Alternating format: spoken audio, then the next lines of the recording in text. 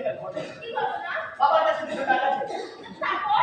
কিন্তু বাবা আমাকে বললো ওই নাকি আমাকে 300 টাকা দিচ্ছে। তারপর?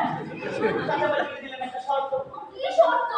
এই যে আমার যে চুলদারি কোট, এগুলো যদি আমি কাটি তাহলে আমাকে 300 টাকা দিবে, তাহলে একটা টাকা। আর তুমি রাজি হয়ে গেলে? রাজি হবো না? এগুলো দেখলাম কি জানো? এই যে চুলদারি কোট, এগুলো তো গজাবো, কিন্তু 300 টাকা তো আর গজাবে না। তোমার চুল, দাড়ি, গোঁফ আমার কত পছন্দের ছিল। দেখলে আমার মনটা কেমন শিরশির করে উঠতো। আরে, তুমি তো ভাবছো কেন? তোমার এই শিরশির করানোর দায়িত্ব তো আমার। স্যার, আমাকে আপনি বেশি ভালো লাগছে। Waiter, get out!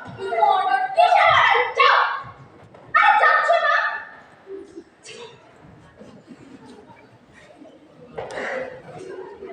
না, এটা কখন হলো এসব? হ্যাঁ? তুমি না সত্যি খুব স্মার্ট।